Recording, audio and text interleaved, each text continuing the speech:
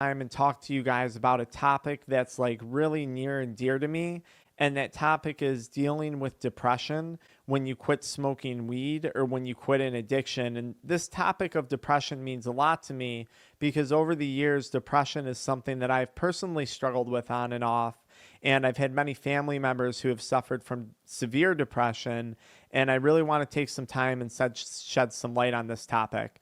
I want to start this conversation by reading to you guys a comment from an user on our YouTube addiction mindset community here.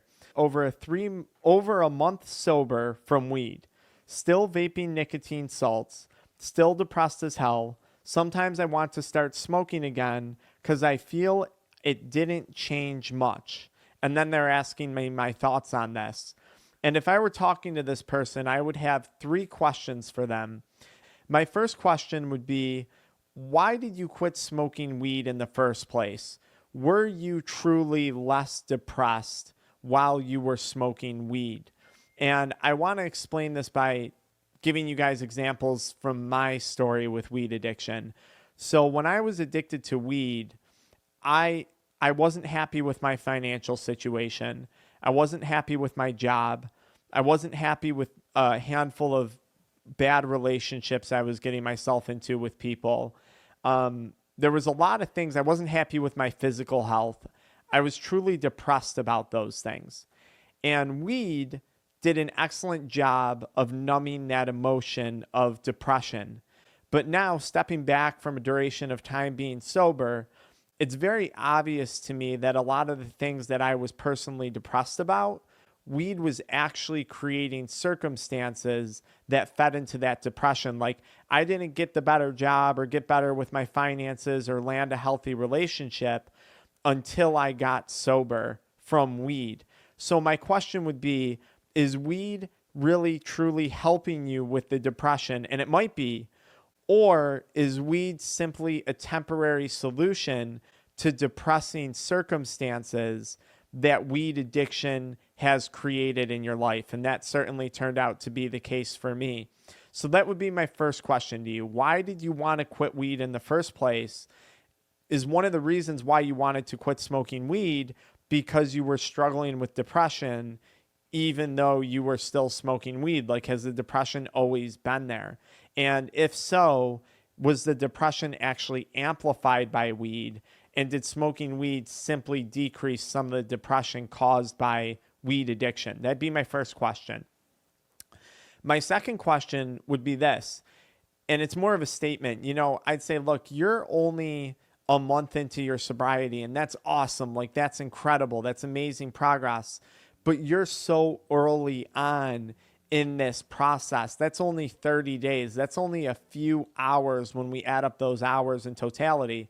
So, one, you're really early on, and maybe that depression lifts at 2 months. Maybe it lifts at 3 months. Maybe a little bit longer. But that would be my first statement.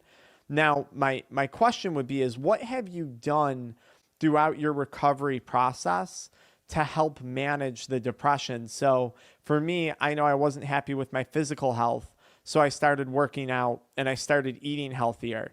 And that increased my confidence. And with increased confidence, I had less depression. When I started to feel better physically and get more energy, that started to decrease my depression. I put in a lot of effort into my recovery and sobriety process, and I continue to put forth effort. And recovery and sobriety takes work. You can't just expect to quit and that all these things are going to magically feel better. Like, I still talk to a psychologist on a regular basis when I'm feeling down. I still exercise daily. I still try and eat healthy. If I go out, binge eat a bunch of junk food, definitely if I drink alcohol, 2 days later, I'm going to wake up feeling really depressed. And part of that is because I don't like the way I treated my body, but even more so, maybe it screwed up my sleep. Maybe, I was up late browsing social media all night long, which has been proven to make people more depressed. So now you have insomnia on top of social media binging. And of course, you just don't feel good about yourself after doing those things. So I had to change a lot of my habits and a lot of my routines because for me, the depression was multifactorial. It wasn't just one thing. So that would be my second question to this user is what things have you done in your recovery to snap out of that depression? Like, do you have hobbies that you started to partake in that make you feel better, that help to ease that depression? You know, I got really into YouTube. I got really into editing videos. I got really into other hobbies and other lifestyle changes that I made. Have you done those things? That would be my second question to you. My third question, or again, more of a statement, would be is that I find depression is oftentimes a symptom of something else. Now, maybe depression is the symptom of endocannabinoid deficiency, and maybe weed really is a good solution to that. Maybe depression is a serotonin deficiency or a dopamine deficiency associated with ADHD that's never been diagnosed. Maybe depression is related to a vitamin or a micro or macronutrient, a micronutrient deficiency, such as like having really low vitamin D levels. I'm from New York. It's crappy out here most of the time, weather-wise. I had super low vitamin D levels. I had super low magnesium levels when I ran blood work on myself. And just taking some supplements was a big help with that. Getting outside was a big help with that. So I would just ask you, is depression, the depression that you're experiencing, the result of some other underlying physiological cause? Or as I mentioned earlier, is it the result of circumstances created by the weed addiction itself? So what's really causing the depression? And have you worked with a professional, or have you done a lot of self-work to try and figure that out, to try and put yourself in a situation to better that scenario? So just something else to think about. Now, lastly, when it comes to depression, a lot of people will say, well, Dr. Frank, I'm going to go see the doctor and they're going to just put me on Zoloft and I don't want to take medications. I'd rather use cannabis.